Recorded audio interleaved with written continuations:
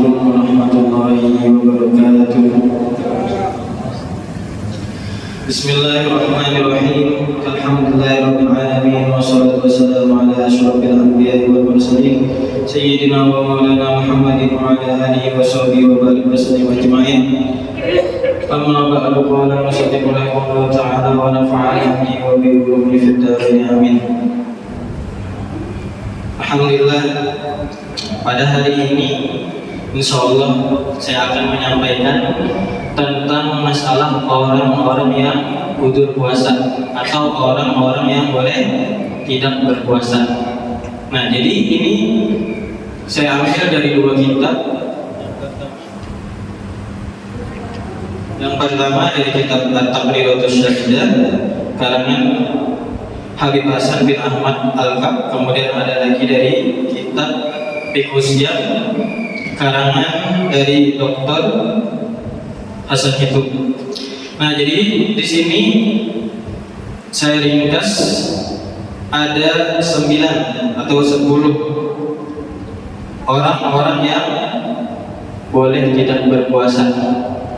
Tapi nanti ada lagi perinciannya. Ini nanti bayar fidyah atau cuma sekedar kodok puasanya atau bayar hutang puasa. Yang pertama itu adalah perempuan yang haid. Nah, perempuan haid itu boleh tidak berpuasa. Perempuan haid boleh tidak berpuasa. Namun nanti ketika bulan Ramadan ini telah selesai, nanti baru dikodok atau dibayar hutang puasanya. Kemudian menjadi catatan, kalau tidak sempat dalam 1 tahun itu dia tidak membayar hutang puasanya, maka ditambah lagi dengan bayar fidyah. Nah, kadar fidyah yang disepakati oleh MU yaitu 675 gram atau 6,75 on. Nah, itu yang dibayar. Jadi 1 kali puasa yang lewat tadi untuk orang haid 1 tahun dia tidak sempat menunaikan bayar hutangnya tadi, itu ditambah dengan fidyah 10 hari hutang, 10 kali kodok puasa ditambah 10 kali fidyah atau berapa? 6,75 on atau biasa kalau di dalam kitab itu 1 mud. Jadi 1 mud itu untuk 1 kali puasa yang tidak sempat dibayarnya. Jika sampai berulang 2 tahun, 3 tahun, 4 tahun, 5 tahun, maka ditambah lagi mudnya. Jadi kalau 2 tahun berarti 2 mud per harinya sampai kadar tahunnya tidak dia puasa tadi. Kemudian yang kedua adalah orang nifas, orang yang perempuan yang melahirkan, itu ada nifas, biasanya kebanyakan 40 hari. Nah, ini pun tidak boleh tidak puasa. Namun sama lagi kasusnya, harus dibayar hutang puasanya nanti setelah selesai Ramadan. Sama jadi kalau dia tidak sempat membayar dalam tahun itu, ditambahnya lagi masuk bulan Ramadan berikutnya ditambah dengan fidyah. Nah, ini sama. Kemudian ada lagi Asy-Syaikhul Kabir. Nah, Syekhul Kabir ini orang tua yang sudah renta, yang sudah lemah. Tidak puasa aja lemah, apalagi ditambah dengan puasa. Nah, ini boleh dia tidak berpuasa. Kalau misalkan kita punya orang tua sudah tua renta, sudah berumur, sudah tidak sanggup puasa, ini tidak bisa kita paksa.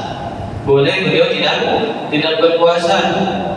Nah, untuk catatan Asy-Syaikhul Kabir atau orang tua renta ini di atas umur 40 tahun. Kalau di bawah itu berarti belum termasuk kategori orang tua renta tadi. Nah, di sini boleh tidak berpuasa. Kemudian apakah dia wajib mengkodok? Nah, ini tidak wajib mengkodok. Untuk puasa aja sulit, apalagi nanti disuruh lagi mengkodok. Nah, maka ini boleh nanti bayar fidyah. Nah, pokok fidyah ini boleh dibayar langsung, dalam artian Misalkan hari ini tidak bisa berpuasa, nah itu boleh nanti dibayar ketika masuk waktu maghrib, waktu berbuka. Cari orang apa? Orang fakir atau miskin untuk diberikan kepadanya satu mud apa tadi? Beras tadi, atau 675 gram. Nah itu bisa langsung diberikan. Jadi itulah gantian dari puasanya. Jadi orang tua yang sudah renta tadi tidak diwajibkan mengqadha atau membayar utang puasanya. Kemudian ada lagi yang keempat, al-maridus syadid, sakit yang bersangatan. Nah ini sakit yang bersangatan ini biasanya diponis oleh dokter. Artinya wajib misalkan minum obat 3 kali sehari. Nah otomatis kan ini kita tidak bisa kalau puasa cuma 2 kali sehari kan waktu berbuka dengan sahur. Nah kalau sudah kronis, kata dokter ini tidak bisa dibawa berpuasa, tidak boleh tidak boleh obatnya ditunda-tunda. Nah maka ini sudah masuk kronis atau sakit yang fatal sudah. Nah ini pun boleh tidak berpuasa. Sakitnya ini pun sudah dikategorikan, kalau di dalam kitab itu disebut la yurjabuhu, tidak diharap lagi sembuhnya. Artinya kesempatan untuk sembuh itu sangat tipis atau kecil. Nah ini boleh juga tidak berpuasa. Kemudian apakah wajib mengqadha? Nah ini ada dua keadaan. Kalau nanti suatu saat dia sembuh, nah ini bisa diqadha. Kalau tidak bisa, maka gantinya cuma fidyah tadi. Kemudian yang kelima adalah sohibul a'mal syaqqah. Nah orang pekerja kasar atau biasa buruh. Nah ini pekerja kasar yang berat-berat ini dia boleh tidak berpuasa dengan catatan tidak boleh langsung memilih tidak berpuasa. Dia harus berusaha puasa dulu pada hari itu. Artinya setiap hari itu dia mengusahai untuk berpuasa. Namun kalau memang sudah tidak sanggup, artinya karena terkuras habis tenaganya, maka otomatis dia sudah tidak sanggup, maka boleh batal atau tidak puasa. Nah dan ini pun diperinci lagi oleh para ulama, kalau seandainya dia tidak ada mata pencaharian lain selain kerjaannya itu, maka seperti itulah yang harus dilakukan. Artinya setiap hari tetap berniat puasa, tetap berpuasa. Ketika sudah di tengah jalan tidak sanggup, maka boleh berbuka atau tidak puasa. Namun ketika dia misalkan sebelum masuk bulan Ramadan ada tabungan, yang mana tabungan ini cukup untuk 1 bulan, maka dia diperintahkan dianjurkan untuk tidak melakukan pekerjaan tersebut selama bulan suci Ramadan. Nah jadi dua keadaan. Artinya kalau memang tidak ada lagi pekerjaan selain itu, maka mau tidak mau harus melakukan seperti yang demikian. Jadi harus tetap berniat puasa setiap hari, tetap mencoba berpuasa. Nah kemudian kasusnya kalau seperti ini maka di lain waktu dia diwajibkan mengqadha puasanya atau bayar hutang puasanya. Kemudian yang keenam ada lagi al-musafir, orang yang berlayar atau bepergian atau mudik. Nah, kadar musafir ini adalah safaron tawilan yang jauh. Kadarnya para ulama mengatakan 90 km takriban kurang lebih baru boleh dia tidak berpuasa. Kemudian ada lagi ulama menambahkan, merincikan, kalau orang musafir itu seandainya dia dengan musafirnya tidak terbebani dengan puasanya, maka dianjurkan berpuasa. Kalau dengan musafirnya tadi dia berat untuk melakukan puasa, maka boleh berbuka atau tidak puasa. Dan ini pun harus diqadha di lain waktu. Nah, yang kemudian ada yang ketujuh ini orang hamil. Nah ini yang harus diperhatikan orang hamil. Kita punya apa? Anak, punya istri, punya mama. Orang hamil ini nanti terbagi lagi menjadi 3 keadaan, 3 kategori. Jadi hamil ini masuk juga dengan orang yang menyusui. Yang pertama keadaannya khaufan ala anfusihima. Orang yang hamil dan menyusui dia takut, khawatir terhadap dirinya. Kenapa jadi khawatir? Karena misalkan dari masa dia hamil itu, kalau dia bawa berpuasa, kalau dia melakukan puasa, nanti misalkan janinnya tidak sehat atau kurang gizi dan sebagainya. Nah ini pun harus apa? Masuk di dalam vonis dokter. Artinya kalau kata dokter ini tidak bisa dilakukan berpuasa dengan sebab kalau misalkan dia berpuasa nanti janinnya misalkan atau kondisinya misalkan drop, nah ini boleh tidak berpuasa. Nah ini keadaan pertama. Kalau sudah seperti ini, artinya dia khawatir atas terhadap dirinya, artinya kalau dia berpuasa menjadi mudarat terhadap dirinya, maka dia nanti diwajibkan mengqadha dan tidak bayar fidyah. Nah ini keadaan yang pertama, dia khawatir terhadap dirinya, mudarat terhadap dirinya. Kemudian keadaan kedua, khaufan ala anfusihima wa waladaihima. Dia khawatir, takut mudarat terhadap dirinya dan anaknya. Nah misalkan kalau dia dia berpuasa, dia drop, kemudian janinnya tidak sehat atau bisa menjadi keguguran misalkan. Nah ini boleh dia tidak berpuasa, wajib mengqadha namun tidak bayar fidyah. Nah ini keadaan kedua, dia khawatir mudarat terhadap dirinya dan janinnya. Sama ini dia khawatir terhadap dirinya dan orang yang disusuinya, anak yang disusuinya. Nah ini boleh tidak berpuasa. Kemudian keadaan yang ketiga yaitu khaufan ala waladaihima faqat. Dia khawatir mudarat terhadap anaknya saja. Nah kalau dia khawatir terhadap anaknya saja, artinya dia mampu berpuasa. Namun kalau dia berpuasa, anaknya misalkan susunya misalkan jadi pahit, misalkan kemudian anaknya tidak bisa menyusu, maka ini boleh pula tidak berpuasa. Nah namun kalau khawatir terhadap anaknya ini, dia ditambah dengan bayar fidyah. Jadi di samping dia mengqadha, dia juga bayar fidyah. Nah ini keadaan ketiga. Jadi sama hamil dan menyusui, khawatir terhadap dirinya, khawatir terhadap dirinya dan anaknya, dan khawatir terhadap anaknya saja. Nah ini apa? 3 keadaan ini harus diperhatikan. Jadi kembali lagi itu biasanya dibawa ke dokter. Jadi bagaimana dok kalau saya puasa? Bagaimana dok kalau saya puasa, anak saya kalau menyusu? Nah ini kembali ke dokter. Kemudian yang ke-9, ada orang gila misalnya. Nah orang gila ini apa? Untuk niat saja tidak mungkin. Nah ini dia boleh tidak berpuasa dan dia tidak bayar fidyah. Kenapa? Karena akalnya sudah hilang. Kalau akal hilang itu tidak ada pembebanan hukum. La yukallifullahu nafsan illa usaha. Allah tidak memberati seorang kecuali semampunya. Artinya ketika akalnya hilang berarti tidak ada lagi pembebanan hukum atau tidak ada taklif pada dirinya.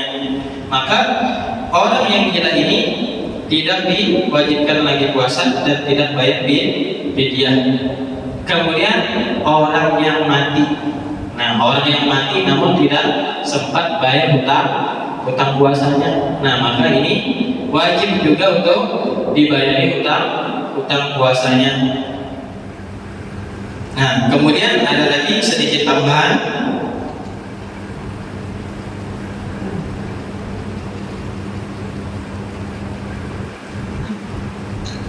Masailun mansuratun, ini beberapa masalah atau kasus yang tersebar dalam keadaan puasa. Yang pertama, idza balagha as-sabiyyu au aqamal musafiru au syufiyal maridu wa hum shaimun haruma alaihimul fitru wa wajaba alaihimul imsak. Apabila seorang anak telah sampai balik, nah artinya sudah sampai balik. Nah kalau anak balik, nah anak ini dilatih berpuasa semenjak umur 7 tahun, dan kalau tidak puasa sampai umur 10 tahun ini dipukul. Dipukulnya bukan pukul yang menyakiti sampai memar-memar, tapi cukup pukul teguran. Nah ini sama dikiaskan atau dianalogikan dengan sholat. Umur 7 tahun sudah dilatih, umur 10 tahun ini dipukul. Nah sampai masa dia balik, atau seorang musafir sampai dia sudah di tempat dia mukim, atau orang yang sakit tiba-tiba sembuh walhal mereka sedang berpuasa, haruma alaihimul fitru wa wajaba alaihimul imsak. Haram atas mereka berbuka dan wajib atas mereka menahan diri atau meneruskan puasanya. Nah, kenapa? Karena saat itu ketika si anak tadi sudah balik, atau si musafir tadi sudah mukim, atau si sakit tadi telah sembuh, maka ketika waktu itu maka kewajiban puasa ini penuh. Artinya tidak ada alasan untuk dia tidak berpuasa. Nah jadi untuk yang sakit ini ada juga sakit yang sewaktu-waktu. Artinya kadang kambuh, misalkan mau tidak mau harus minum obat. Nah ini boleh tidak berpuasa, namun harus wajib mengqadha atau bayar utang puasanya nanti. Kemudian yang kedua, idza tahuratil haidu wal nufasa aw afaqal majnun aw aslamal kafir fi nahari ramadan ustuhibba lahumul imsak wa la qada al majnuni wal kafir. Apabila suci orang haid dan orang nifas, atau sadar orang yang gila, atau berislam orang yang kafir ketika siang Ramadan, disunatkan bagi mereka menahan diri. 4 juga kadang makan, ikut juga tidak makan, tidak minum. Nah ini sunnah hukumnya. Jadi jangan sementang-mentang haid lalu enak-enakan makan di depan orang puasa. Nah itu sunnah juga dia menahan diri untuk tidak makan dan minum di hadapan orang yang puasa. Wala qada al majnun wal kafir, dan tidak mengqada, tidak wajib mengqada terhadap orang gila tadi dan orang kafir yang masuk Islam. Nah, orang kafir yang masuk Islam atau biasa disebut dengan mu'allaf.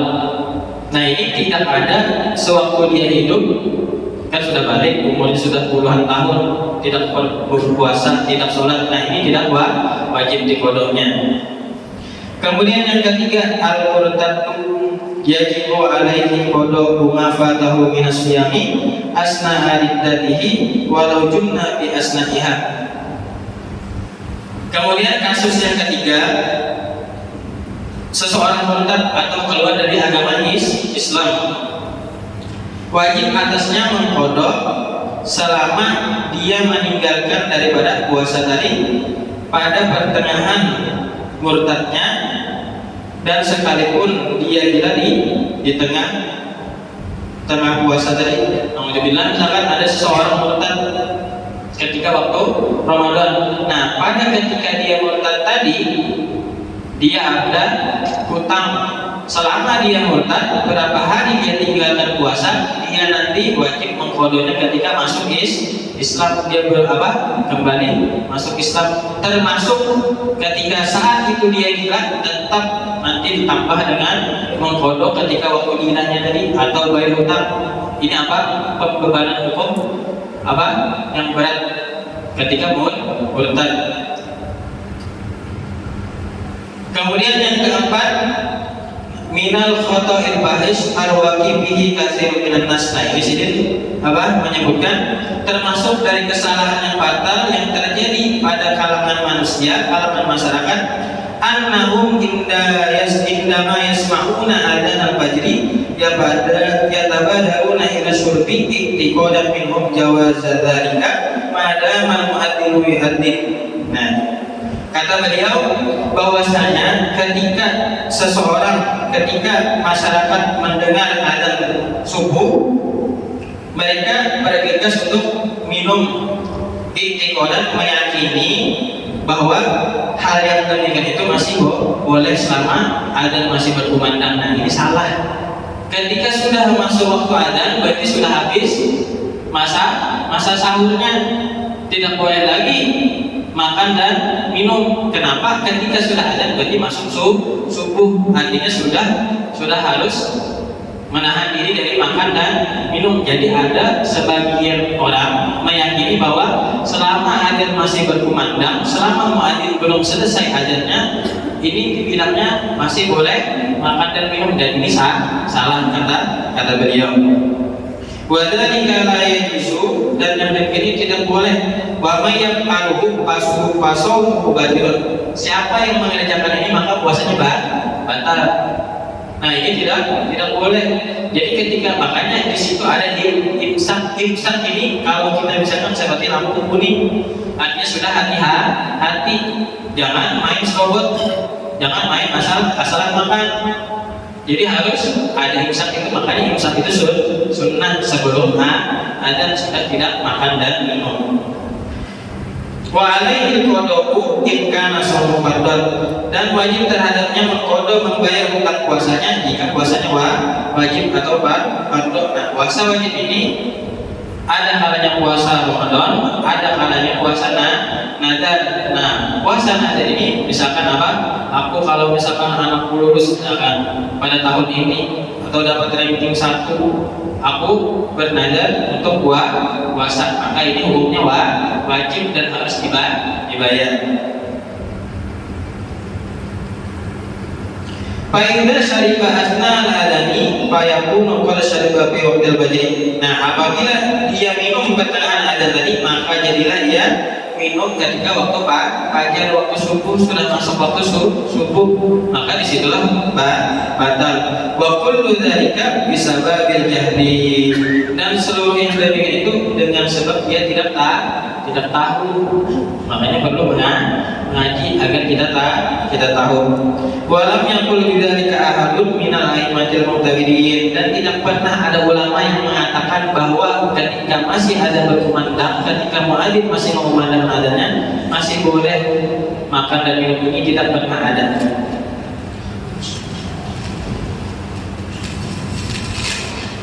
Kemudian yang kelima, idza mata syakhsu wa alaihi qada'u shaumi min Ramadan aw kafaratun wa qad tamakkana minhu wa lam yaqdihi fa yajuzu ayasuma anhu walihu aw yukhrija an kulli yawmin muddan.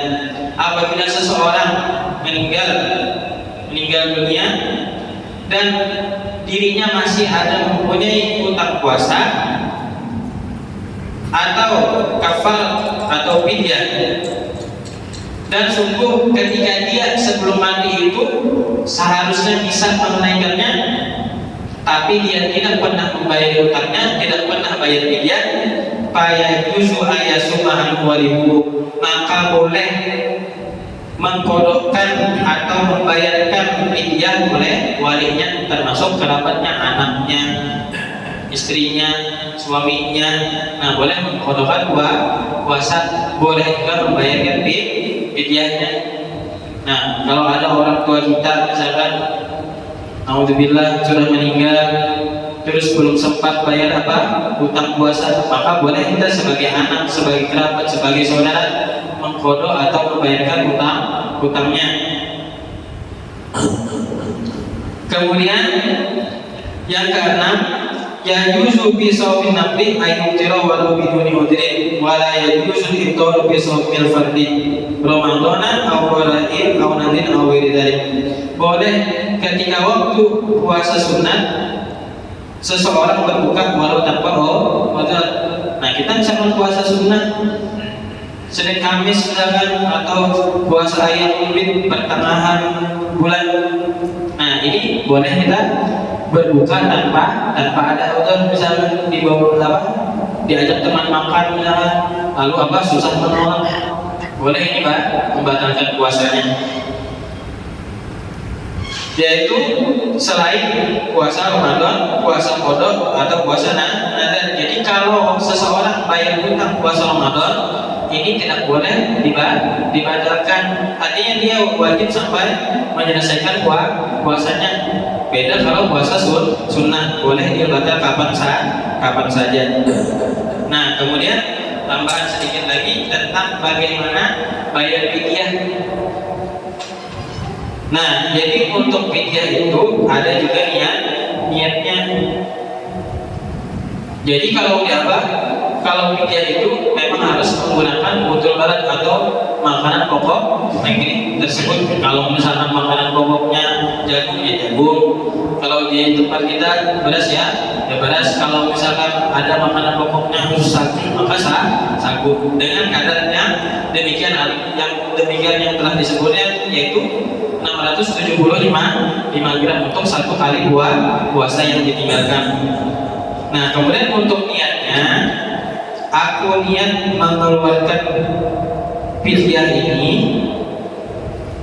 karena berbuka puasa di bulan Ramadan fardu karena Allah Ta'ala. Nah, ini ada niatnya. Aku niat mengeluarkan fidyah ini karena berbuka puasa atau tidak puasa di bulan Ramadan fardu karena Allah Ta'ala. Nah, jadi ada niatnya, kemudian baru diserahkan kepada fakir miskin. Boleh sekalian satu orang, misalkan 10 hari tidak berpuasa, 10 mud langsung diserahkan kepada satu orang, 20 hari langsung kepada satu orang, atau dibagi-bagi. Nah, dan tidak boleh kalau satu mud tadi dibagi untuk 2 orang. Artinya satu mud tadi tidak boleh dibagi 2. Beda kalau banyak, jadi harus satu mud itu untuk satu orang, dan boleh sekaligus banyak kepada satu orang. Nah, ini untuk orang yang bayar fidyah tidak berpuasa. Kemudian ada lagi, kalau bagi perempuannya takut terhadap anaknya tadi, misalkan kalau hamil atau menyusui, apa niatnya? Aku niat mengeluarkan fidyah ini dari tanggungan berbuka puasa atau tanggungan tidak berpuasa karena khawatir keselamatan anakku. Fardu karena Allah Ta'ala. Kemudian kalau misalkan orang tua kita, saudara kita, anak kita yang sudah meninggal namun belum sempat, bagaimana niatnya? Aku niat mengeluarkan fidyah ini dari tanggungan puasa Ramadan atau tanggungan tidak berpuasa untuk bulan di bulan. Misalkan anak kita siapa atau saudara kita siapa, kerabat kita siapa, disebut namanya Ahmad bin Muhammad misalkan, patuh karena Allah Ta'ala. Jadi harus disebut. Kenapa? Karena ini menggantikan dari orang tersebut tadi yang meninggal, jadi disebut nama dan orang tuanya. Nah, kemudian ada lagi niat bayar fidyah karena lama mengkodok, yaitu aku niat mengeluarkan fidyah ini dari tanggungan keterlambatan mengkodok puasa Ramadan atau karena Allah Ta'ala. Nah, ini semua niatnya sudah disebutkan. Sampai di sini yang bisa saya sampaikan. Salah dan hilangnya mohon dimaafkan. Wabillahi taufiq wal hidayah. Wassalamualaikum warahmatullahi wabarakatuh.